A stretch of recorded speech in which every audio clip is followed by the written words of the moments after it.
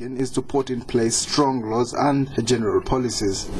In 2010, the government of Uganda, through Parliament, enacted the Domestic Violence Act to deal with the high levels of domestic violence countrywide. This law is supposed to empower victims and the justice law and other sector players to deal with perpetrators of domestic violence, which has often resulted into grievous harm and loss of life. The Uganda Police Force has a department that deals with family matters. The judiciary has a family division, and several civil society organizations are all involved in the battle against domestic violence. While domestic violence is by all standards unacceptable, many Ugandans do not understand what forms it takes, and many still believe that it is a norm in some cultures to signify love, especially where the beating of a wife has happened. Last week, we looked at the factors perpetuating domestic violence and why it's persisting even with a law in place. Today, we will look at the different forms of domestic violence, the remedies under the Domestic Violence Act, and the specific bottlenecks frustrating victims from accessing justice. Our guest tonight, Mr. David Batema, Deputy Registrar of the High Court, Family Division based in Jinja, also a lecturer of gender and human rights at Makerere University. You're most welcome, Mr. Batema. Thank you. We're also joined by Ms. Musuya, Executive Director of the Center for Domestic Violence Prevention of CEDOVIP. CEDOVIP, you're most welcome, Madam Musuya. Thank you, and good evening, listeners. Tina, could you tell us how Uganda ranks globally in terms of domestic violence? Maybe I'd just like to recognize our other partner who we are working with on this particular program, that is Plan International. Uganda, just like many other countries, we are doing really, really badly because according to all the statistics, and currently we are still referring to the 2006 Uganda Demographic Health Survey. We are yet to get the results of the new one. At least above 60% people report experiencing violence, domestic violence, most especially the women. And this, by all standards, is totally unacceptable. If you contrasted it with the statistics on HIV, like Uganda, we are grappling with HIV, which is at about 6%. It is at epidemic level. But now domestic violence is 10 times more than that. You said 60%. It means, someone asked me, you people, are you safe if more than 60% people report domestic violence? Moreover, from home. So home is the most unsafe place here in Uganda for many people. Mr. Batema, why do people beat their wives? Is it because they love them too much? It's not people beating their wives. It's people beating each other. It could be wife to husband, but already majority is women. The explanations are too many to enumerate here, but there are causes. First of all, as you mentioned, culture. The culture of wife beating, the culture of accepting a subordinate position of the women, and taking it that a man's duty to chastise the woman by, taking the rod. You spoil the rod, you spoil the wife. That's a culture we grow with. We grow in society being told a man must police his home to show that he is a man, and it's a bad culture. Secondly, I think so many Ugandans are stressed. Stress, and then it's offloaded in terms of violence. It could be physical, sexual, emotional, it could be economic. Denial of economic resources is part of the definition of domestic violence. So it's not merely beating, but all the other forms. They're here, they cut across society, men and women, the educated, the uneducated, urban and rural. Yeah, there we are. Even men who went to school beat their wives. Oh my God! Judges beat their wives. They remove the robes and the wigs and they go home and yes, they come here now. Judges can beat their husbands. Lecturers, professors, yes, they can do that. Magistrates, we have got so many cases of such disciplinary nature. Police officers beating their wives, and high-ranking police officers. You've seen cases of murder. Here in Lugazi, one police officer pulled out a pistol and did it on his wife. So it cuts across society. You know, radio presenters like you could be messy on radio and then back home. Yes. How many times have you been one? Oh, we would give you facts.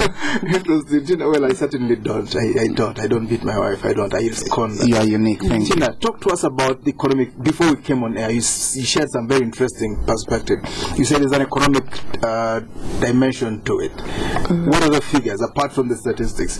What does it cost us when people beat their wives and vice versa? Domestic violence is such a huge economic burden to us as Ugandans, because when people experience domestic violence, first of all, there is low level of productivity. Even if they don't have any physical wounds, they do not perform to their best. And if people are living in fear, of course, whatever they do is not happening in a good way. Then we recently did a quick study to establish or to estimate what is the cost of domestic violence to us as Ugandans. And we found that annually, individuals, this is an estimate, it could even be much more than this. Annually, individuals spend 12 billion. Individuals? Yes, 12 billion. Domestic violence, where exactly, which sector? Of course, in treatment, following up cases. Man beats his wife? Yes. She goes to Mulago the following day, which is a health center. They stitch her on one side of the cheek. Yes. Money is paid, transport and so on, 12 billion when you tot it up. Yes, when you total it up. Another one rapes a village woman. Yes. Or a girl is defiled. That's also an expense. Yes. Medical treatment, medical examination, transport, and following up in court. Yes. 12 billion in 1 year. Yes. That's what it's every year, every month. With the individuals, men and women. Then also we found that the service providers, such as the police, the healthcare workers, the LCs, the judiciary, the councillors spend an estimated 38 billion. The question now is, can we afford this, we as Ugandans, when we are at a time when we are grappling with huge economic challenges? We have quite a number of needs. Simple slap is really costly. Exactly. 50 billion shillings lost every year. Yes. You know, one engineer, she had a high-ranking government, official wife, and he hit her once, and she said, well, it was only one slap. So that's how costly it is. Incidentally, people need to understand, it's not only one slap. Domestic violence happens in circles. It's reproduced again and again. And this one hit, which maybe she spoke about, she had endured for the past maybe 25 years. Usually people never speak out on the first time. They've endured, prayed about it, sought some support, but it continues to happen. By the time they speak out, it is too much, and we have to take them seriously. We shouldn't laugh that it's one slap. We shouldn't belittle it and say, you see, this one did not beat as bad as the other one. It's all serious. In other words, it's a mere symptom of a bigger disease which has been going on. In Mbale, when a businessman was knifed by a wife, little did we know so many things were happening to this wife. When she was brought to court, all we are told is that she had murdered a businessman on Naboa Road, very prominent. And then at the back of the trial, the woman says, look, whenever my husband would come home, he would ask me to pat my legs and would inspect me with a finger. Then after that, it graduated to a bottle, and he would push the bottle, saying, you know, if you are adulterous, it means I'm not satisfying you, maybe let me use a soda bottle on you. Now this night, he used the knife and said, it appears it's only the knife which will satisfy you, and he only struggled for the knife. The man lost his life. So there are so many things which happen, and then for us we see the last stroke of it is reported in the paper, or it has resulted into a death or a particular name or harm. So it's bad, it can boomerang against her. Indeed. You're hitting your wife. The people who suffer from this violence are so many. There are those who are perpetrators who suffer from it, and then the victims. And then there are the other bystanders. For example, if a couple is going to fight, Now the children will suffer, they won't be settled at school. You see them, they won't have good results. Neighbors won't sleep. In Jinja, I arrested a radio presenter who was giving us sleepless nights because they would come fight from the house to the street until I called in patrol. I'm saying, well, third parties suffering from their domestic violence. Radio presenter. Indeed. Explain the house to the streets. Go to Jinja and ask about a radio presenter, Edmond, who was arrested by a chief magistrate in 2005. Well, somebody has said, this is a very deep topic, somebody has said that if you love your children, the best gift you can give them is love their mother. Yeah, I agree. And if you beat them, you really are hitting the children very, very hard. Exactly. For me, I even say, if you're hitting their mother, you're also hitting yourself, because everything falls apart. That woman or that husband and the children are part of you. So when things fall apart at home, I don't think anything else can hold tight. And it is worse when you hit her in their presence. The Uganda and Basoga try to cover up and say everything should be done in the bedroom. But sometimes it spills over from the bedroom to the sitting room. Like that man you said, yes, from the sitting room to the street and then to the cops and the police. It all begins in the bedroom and it comes out. So man should really stop it. Everyone, the women, everybody, the children should stop it. If the wife is hitting the house girl, if you are hitting your driver, you're committing domestic violence. The shoulder boy, the tea girl, it's not limited to husband and wife. It's limited to anybody living in the domestic sphere, in a domestic setup, a family kind of setup. And now the definition covers even a relationship which has gone bad. If, for example, you had a disagreement and the couple separated, and you followed up. There are so many cases where people follow up, they buy houses, they thrust at them. So the definition of domestic violence now covers that relationship for at least two years. 2 years? Yes. Text messages in the night. I will do this. Text messages. Little do our wives, do our husbands, do our girlfriends know that these text messages abusing each other are now part of domestic violence, and you can be imprisoned. You can take them to court. Yes. I will have you some 2 years down in Ruzira. In your courtroom. For those abusive messages on your phone. Hear it loud and clear. This man is a magistrate. His name is David Batema, Deputy Registrar of the High Court, Family Division based in Jinja. If you go to his court, you send a rude text message to your wife or ex-wife, 2 years guaranteed, no arguments. Listeners, this is Spectrum on Radio 1. Tonight, what remedies does the Domestic Violence Act provide for victims? What bottlenecks are the victims facing in seeking justice? Our guest, Mr. David Batema, Deputy Registrar of the High Court, Family Division based in Jinja. He's also a lecturer of gender and human rights at Makerere University. And Ms. Tina Musuya, Executive Director of the Center for Domestic Violence Prevention, or CEDOVIP. You will be able to call in at some stage. You had a cartoon strip running on television. Children are asking their father, "Daddy, do they beat you when you're late for work? How come they beat us when you get late for school?" Is it domestic violence when teachers beat their children at school?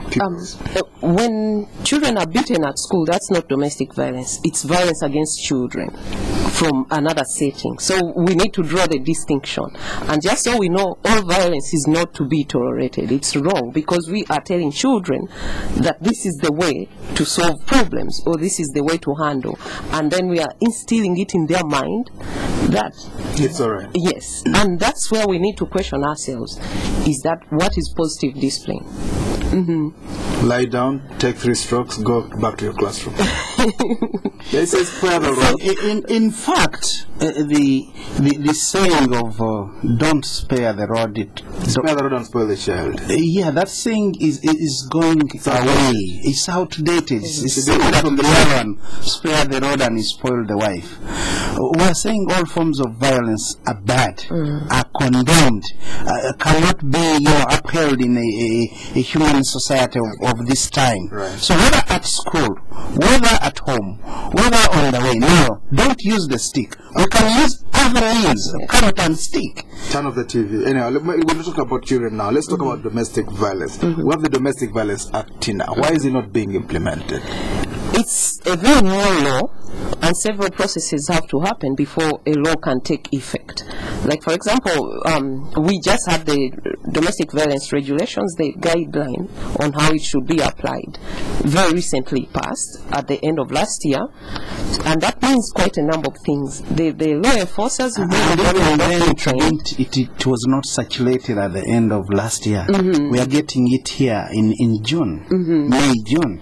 It's when we are getting the regulations. So the magistrates, the judges, we are still waiting for these regulations to implement the Domestic Violence Act. So in the absence of the law, we are grappling and using common sense and perhaps importing principles of human rights from international human rights instruments. They have to print it out and send you a physical copy. Indeed, there are very few people who are computer literate. Even in the judiciary, we are just trying to make everybody computer literate. So we have to wait for these hard copies. And which take time. Oh, they have taken their time. But as she said, it is a new law. It's a new law. And what is new? How long does it normally take for such a law to get down to into people's fiber? I think it depends on how much effort has been put in enabling people to know the law and then apply it as well. Because for the law enforcers, it takes quite a number of things.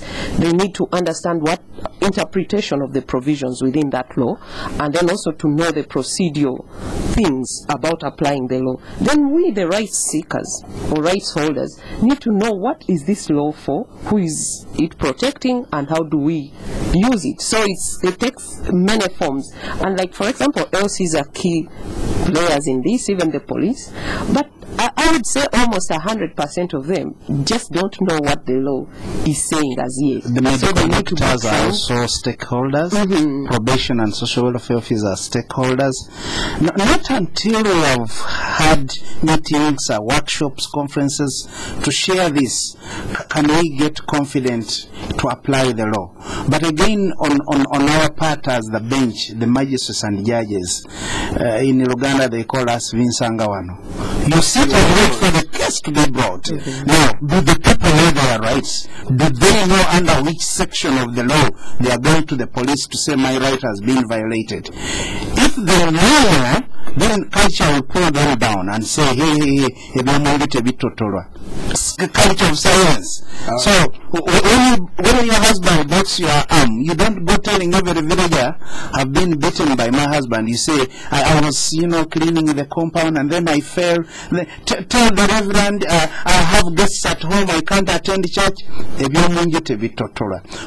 covering up a Bin Laden in our own bedroom, in our own sitting rooms. That loving man could be a terrorist. Indeed.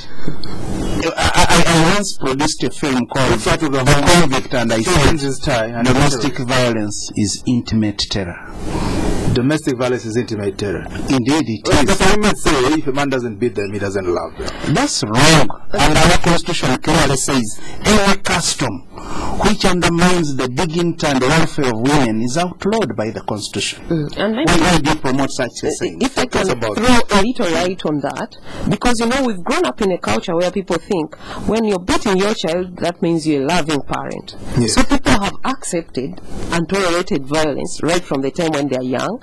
And then when it goes to the next level of what we found in the communities, when you ask these women, why do you say it's love when you think it's love? Yeah. The women say, after the man has beaten, then he starts to show all the nice emotions, which he does not usually do. He's kind to her, apologizes, washes the children. If he has 3 wives, then he will spend Mobi Sanja at this woman, who he has beaten because he has to make up. And those are the nice things we are saying. Men are capable of showing the very nice emotions. So they should not do it. They don't have to use violence to bridge those emotions. It's their life. It is their families. Let them enjoy the nice emotions. Let's talk about the societal support systems. Do you have support systems to handle some of these things, or do they all have to end up in court? There are so many. If you look at our own cultural setup, there are supposed to be so many cultural support systems, because right from the beginning, when people are getting married, they tell them, look, you are taking this daughter of ours. If you have any problems, come back home and talk with us. That's what they always say at all weddings. Yes. But still, there are some norms within our setting that perpetuate the violence. Like, for example, some of these stereotypes around silence, the culture of silence. Those ones, Well, but normally, where would people get help? They would get help from family members, yes, people closest to them, like the elders, neighbors, the police, the LCs, and everyone else. The pastors, the imams. But many of these places also still think domestic violence is normal. That is the challenge. Most of them still think, oh, the man has to discipline his wife. She's an impossible woman. Oh, this is how life is. Then others tell them, you think it's honeymoon. The honeymoon is over. Now that is real marriage. So just endure. Those are the very challenging things. But domestic violence is no more wear and tear of a marriage. You never see tear, going flat. It's no more wear and tear. So when he hits you once or twice, when she throws water at you, it's no more wear and tear. And these are wrong signs. In our culture, in Busoga, you'll find kids playing and say, you're playing that. If you have nothing to hit a wife, like you hit a drum. You see?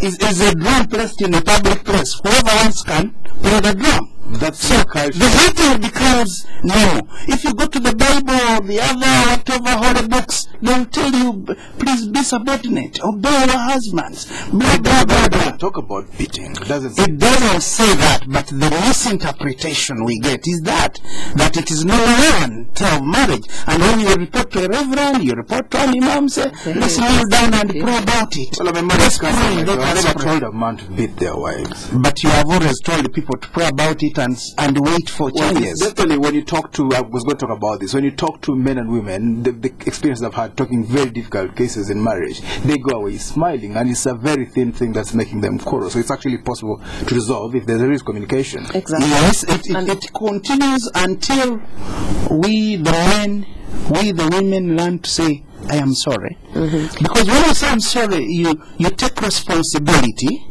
You are able to own. You are able to see where you went wrong, and you are able to correct yourself. And the next thing you'll expect if you correct yourself is, thank you, dear, sweetheart. And maybe if I can add a little bit to that, sometimes the support systems have not helped people to recognize that their actions were the wrong ones. Yes. They emphasize on the victim to also behave better and leave whoever has used violence, just says sorry and does not commit to, changing. Because if you've used violence in whatever way, it is you who chose to use violence. It's your action. It's you to change, not the victim. So that little thing needs to. You are asking about support systems. I'd like you to talk to us later. First of all, I would like you to talk to us later about some of the support systems, the LCs, the police, the courts. At some stage, we'll go down to them and see what the law says about those. Mr. Batema. Yes, these support systems are supposed to be paid for.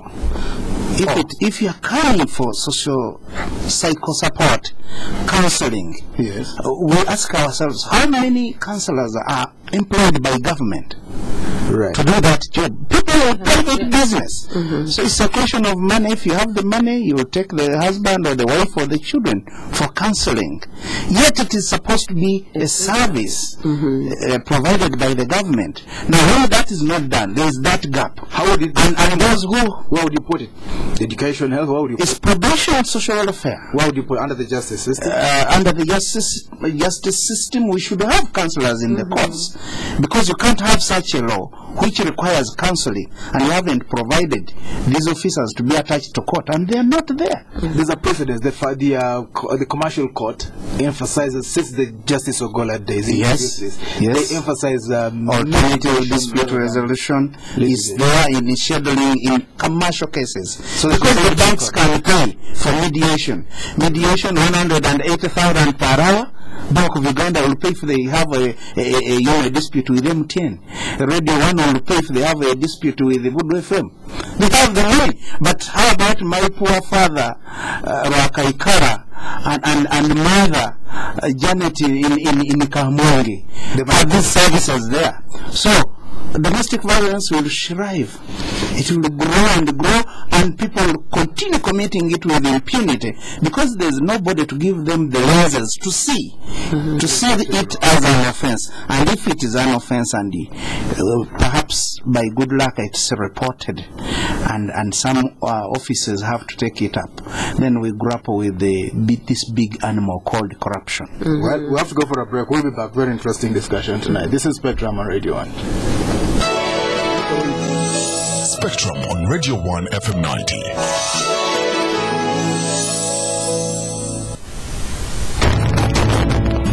John, Mike and I, we go back a bit.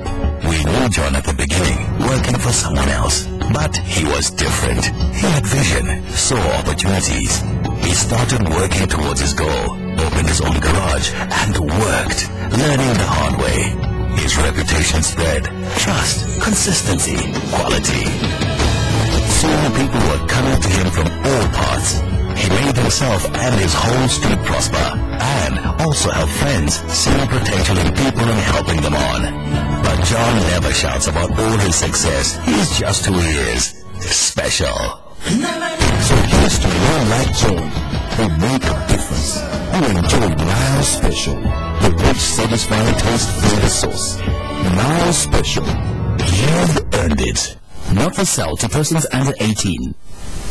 When Junior lost his appetite, his mother tried all methods to get him to eat. She tried scary stories. Eat, Tommy, eat, or the big black elephant will come and eat all your food. She tried magic. Tommy, if you eat your food, I will turn this handkerchief into sweets. Look, bumble, bumble, boom, boom. Then she discovered Apetol multivitamin syrup with lysine. Mommy, I finished all the food. I am number 1. Apetol multivitamin with lysine is helping mothers to turn mealtime frustration to a fun moment. Apetol has a great taste and contains lysine, which quickly improves your child's appetite and supports healthy growth. Apetol, health for life. Join Airtel today and get 50% bonus airtime instantly. That's right, 50% bonus airtime to call across all networks. Simply buy and register a new Airtel SIM card. Top up 1,000 shillings and more, and 50% bonus airtime to call across all networks is yours. Join Airtel today. Get bonus today. Airtel. Spectrum on Radio 1 FM 90. Welcome back on Spectrum tonight. What remedies does the Domestic Violence Act provide for victims? What bottlenecks are the victims facing in seeking justice? Our guests tonight, Mr. David Batema, Deputy Registrar of the High Court, Family Division based in Jinja, also Lecturer of Gender and Human Rights at Makerere University, and Ms. Tina Musuya, Executive Director of CEDOVIP, that's the Center for Domestic Violence Prevention of CEDOVIP. You will be able to call in and contribute to this discussion. Tina, could you take us through some of these ADRs, alternative resolution systems? The LLC, the police and the court, how do they handle it, and at what level? What cases should go to the LCs and which cases should not? There are quite a number of things that LCs can do. Like, for example, if the violence is not of a criminal nature, then LCs can handle. It's a mere slap. Not just a mere slap. Maybe it is around this controlling behavior that may not have physical assault to it. LCs can handle. And then maybe if it's about neglect, you're not providing for members of your family, LCs can take like the first form of addressing such cases. Then of course, if it's a case of a criminal nature like assault, physical assault, sexual violence, those ones must strictly go to the police or they refer them to the courts of law. So there's a distinction. Some cases might need talking because sometimes it's, as counselors do, people need to talk and mediate through some of the alternatives. Those ones can be handled at the community level. Some religious leaders have done that. Some LCs can do that. Even neighbors can do it. Or even organizations. You know, some organizations also provide psychosocial support, which could be free we know there are some commercial ones. Those are also other forms of support that people might need. And maybe some people might need shelter, because you know people are fighting and you must save a life. But where are you going to go? On the street? Where? So some organizations provide shelters for abused people, and usually when most women are running away, they run away with their babies. So they need to be in a safe place where they are not going to be exposed to further harm or sexual abuse or something of that kind. So the shelter services are also there, and maybe also treatment at the shelter places. They can get treatment to the physical injuries, then also some food and anything. Let's talk about talking. How important is talking in marriage? Communication, that's the big word we use. Talking is one of the most important things, because we are social beings. First of all, how are relationships built? They're built on communication. So if people can talk, that means they can negotiate for their own safety within those relationships. Yes. They can talk about feelings and therefore talk about what is making them uncomfortable within that relationship, and the other person will be able to listen, to know that, okay, maybe I do these things unconsciously, but this is how my partner feels or my child feels, and that gives you the leeway to address some of the challenges within that. So if there's no communication, or if people think you only have to take orders and give orders, that is where the problem is beginning from. Suspicion gets in, mistrust. Yes, and then one party silent. It also helps you to know, if you talk through a problem. To me, I believe dialogue is the best way in which to solve problems. If you talk through a problem, then you're able to know, right now we are stuck. Let's go to Edmond, he might help us. Let's go to Batema, he might help us. Because if you don't talk, then the next thing will be beating or abandoning the partner, or doing some very taking some horrible action that is going to cause more harm. So it's very important. And it doesn't matter what you talk about. It could be the weather, it could be anything. Just get your voice out. Yes, and talking is a skill. People need to learn how to communicate. When do you really emphasize certain things, and how do you bring it out? It's not like you just talk and then knowing, if I'm to go to Batema's place talking about a relationship, who am I confiding in? Right. If you have problems, you do not just talk with anyone, because that's going to bring a very bad feeling back home. Okay. You have to go to someone who is going to support you, who is not going to expose you to further shame beyond the shame that you have experienced. One man, a renowned evangelist, said that the kindest words said are the unkind words said. Unkind words unsaid. In other words, you could say 1,000 good words, you spoil them with just one unkind word. And another man said, he was a marriage counselor. A woman came to him for marriage counseling, and they sat together for an hour, and the woman did all the talking, and after that she said, "You're the best marriage counselor I've ever known." And the man said, I've not done anything. He just listened in, basically.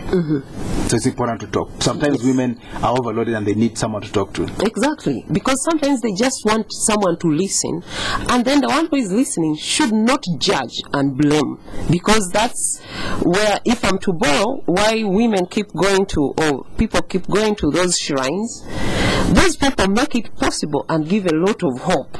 They don't blame anyone. They tell them, you've come to the right place, and they take whoever has come seriously. So we need to borrow that approach and listen to people, whether it's a man, a woman, a child who has come to us. Let's take them seriously and support them through the problem, as opposed to saying, don't waste my time.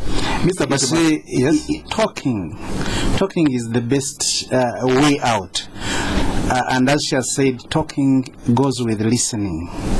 Unless you give one room to be listened to, you are unable to understand the nature of violence one has gone through.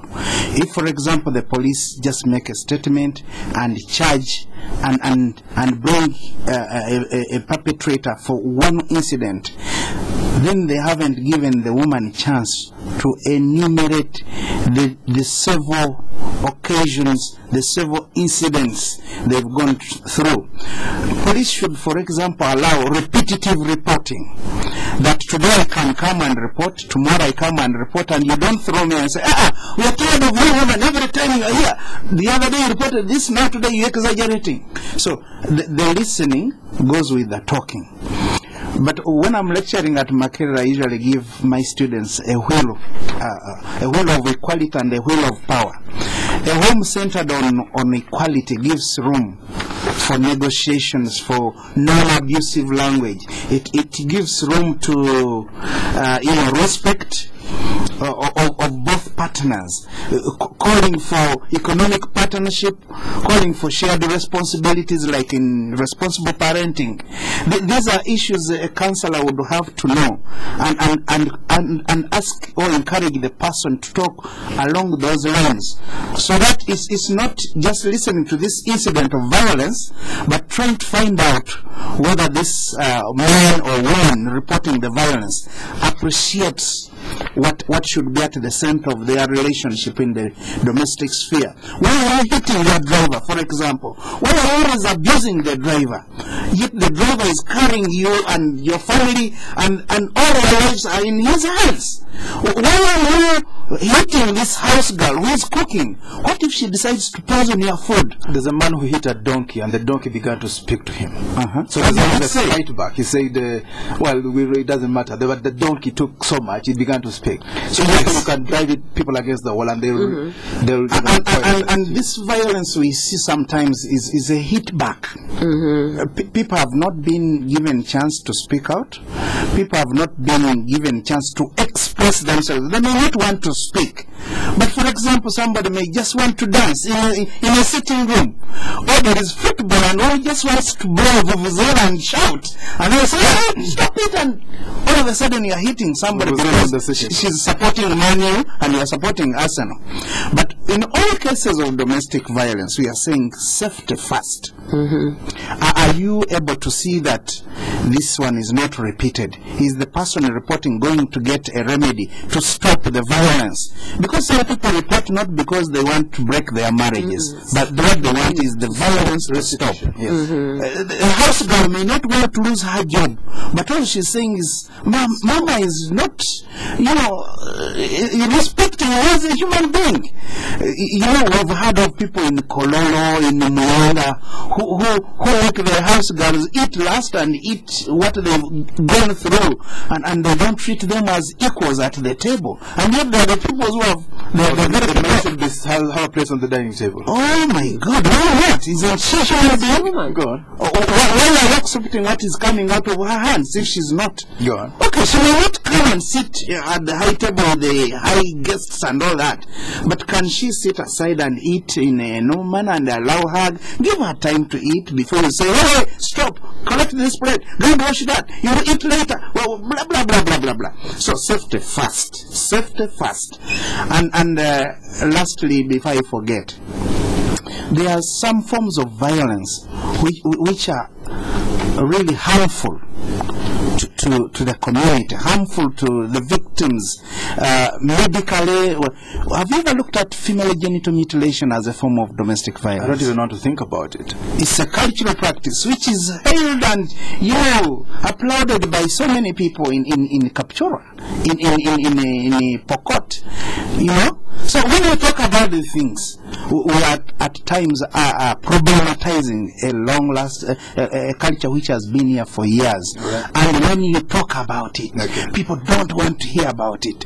When we unpack problems of domestic violence, we are talking about religion, which will tell you persevere, pray about it, and don't do much about it. Or why are you asking for divorce? What God has put together, no one should put asunder. And yet, tomorrow we'll have a Dwaro cousin. Oh my God. A woman hitting the man with the blood on the head after dodging many bullets. Tina, let's look at the alternatives. Let's look at the police station. It's not really suited for this, is it? Or should they empower them, better salaries and so on? I think one of the things people must know is the police has a mandate to protect us. It's the government. Let's give some credit here. Police has a family division these days. In the past it wasn't there. Yes. Now they have Child and Family Protection Unit. Because their bigger mandate is to protect the lives and property of individuals. Then they have a specific Child and Family Protection Unit that handles these cases of domestic violence. And they are supposed to be doing quite a number of things. Of course, they are trying hard, they are progressing, but more needs to happen because it takes a lot of skill to understand the dynamics of this domestic violence. To know how do you, for example, talk with the people and maintain their dignity. Because these You don't people, dehumanize. yes, you don't Even if they've dehumanize. abused each other. Exactly. They still live together as family members. How do you make sure that you protect, you promote safety, just as you're saying, and the perpetrator accountability? That is a skill that takes a lot of gender sensitivity, a lot of human rights approach for you to be able to recognize that much as maybe this person provides, they don't have the right to abuse whoever they are providing for. So it takes a lot, and that means a lot of training has to happen. Perhaps the people they think they are providing for are actually the people providing for them. For example, if you are in town here and you are pushing your wheelbarrow and going home with a package of 60,000 a month, Yes. that's not what is sustaining your home. Your wife might be It's selling this wife at home, the one you think doesn't work, who is sustaining the home, because she's doing a lot of unpaid work. Let's talk about that support very briefly before you hear from the listeners. Yeah, because if you recognize the input, if you recognize the input of this person at home, looking after the children, cooking the food, tethering the goats, fetching the water, the firewood, looking after the sick, shining their shoes, washing their clothes, calling you sweetheart. all those are terrible things you should not just overlook, because they go through a lot. How many times have we burnt our hands and thighs trying to iron clothes, and the wife has done it for you, and they say my wife does not work? How much are you paying? We are saying if you translate what is domestic work is and is unremunerated, then your wife is doing a lot. You would better say my wife works but is not paid. And once you recognize her work, you will not hit her. All right. She's your doctor. She's your baby. She's your driver. She's your drivers. That's the mind needs to be healed. Men need to be told there's no place for violence. Let's hear from the listeners. This is Spectrum on Radio 1. Tonight, what remedies does the Domestic Violence Act provide for victims? What bottlenecks are the victims facing in seeking justice? You can call in now. Our number 041-4348-111, 031-226-0390, 031-226-1390. When you call in, please tell us your name and where you're calling from. Okay, let's continue. Let's look again at the police station. What can be done to help it? Because it's the most, it is training and orientation. Yes. You see, if you are not trained to think, if you are not having the skill to interpret things in that way, then you won't see what you are talking about. So policemen should be trained to be tender and gentle. We're doing short courses on gender and violence. Yes, gender and human rights, gender and violence, gender and the law. That's a short course police officers should take. Somebody said they should be given military training. Yeah, we do, but particularly about this domestic violence. You need this course because it will give you the skills, it will give you the gender lenses to see a culture which is destructive, a practice which is harmful. It will give you the language of seeing equality at the center of your marriage, and not power and control at the center of your marriage. It will tell you who is the owner of the home in terms of marriage, not merely saying I am a man and I'm therefore the head of the home. Some people read the Bible and they say the woman is the head of the home and the man is the head of the wife. But don't they have mottos in their sitting room saying Jesus Christ is the head of this home? Yes. The unseen guest at every meal. So who is the head of your home? So the police women and men should be given skills in these things. Yes, they need to be, all of them need to be trained, not only the ones in Child and Family Protection Unit, because now this is the transfer them. So let them be ready for that transfer to the Family and Children's Protection Unit. Yes. They should have the knowledge, they should have the skill, and best of all, they should have the attitude, empathy. Are they able to step in the shoes of this person reporting the domestic violence and, sympathize with him or her? Or are they going to say, this is a private matter, go home and settle it with your singer? Hey, the police training. Also, the practice at the police stations needs to change. Yes. Because right from the we have a caller on the line. Spectrum, hello? Well, there seems to be a fault with those lines. We apologize. They will be rectified. Meantime, we will continue. Yeah. So I was talking about the practice practice at the police station should change, right from the person lodging the case at the reception. Those officers should know the do's and the don'ts. Even in the Child and Family Protection Unit, can you imagine you come to report your case, and your case, they are like spectators around, listening in. And even other people who have come to report will say, hey, you mean you did this? Then they are laughing and blaming you. It's really shameful. We need to change that. And then to also know that like some officers have given whoever has come to report the letter to gun call the other one who used violence. That is too dangerous, because this person will be beaten or even killed to serve the summon. That is really wrong. You cannot do that. And then all about the victim safety and the witness safety. They need to pay more attention to that. Perhaps we should also tell our listeners that there is something new which was introduced in the Domestic Violence Act. Yes. And that is protection orders. If any member of the family is abusive, you can go to the court and ask for protection orders, and he or she is given orders to say, don't do A, B, C, D. In case you do it, it will be contempt of court. And when you come to court, you don't first answer for the abuse. You answer for the contempt of court. And that one gives powers to the court to sentence you there and then without hearing any further evidence. And then after serving that, we can come to talk about the actual act you did. So the protection orders are something more innovative that you can put into somebody's face and say, if you continue doing ABCD, or if you execute what you are planning to do, here is it's a yellow card, and it can graduate into a red card. Kind of a sanction. Which can exclude you from that family until the court decides otherwise. This is why we shall see abusive women, abusive men being excluded from their own homes by the court of law, saying, since you are unable to control your hands, your foot, your mouth, we'll put you somewhere else. Since you are the trouble causer, since the others are peaceful and you are the only unpeaceful human being, leave that home. And you are told, don't come near that home maybe in such a number of meters or kilometers.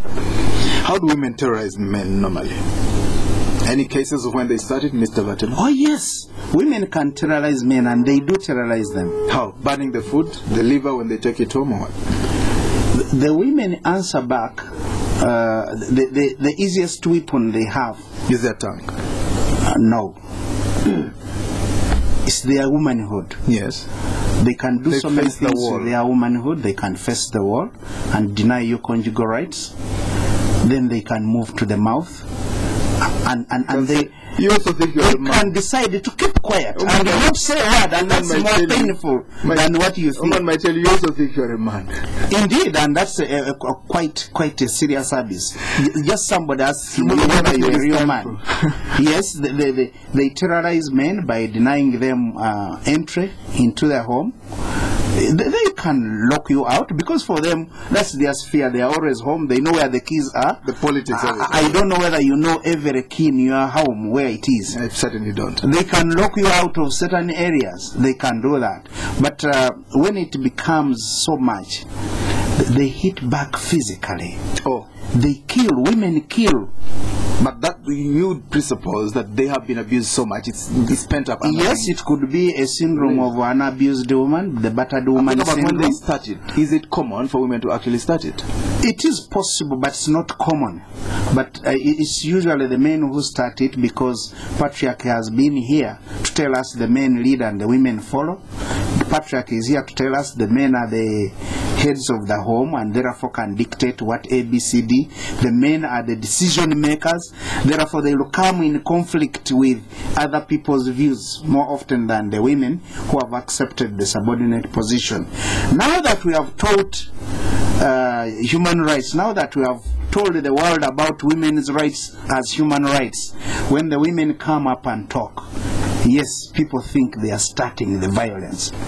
It's not.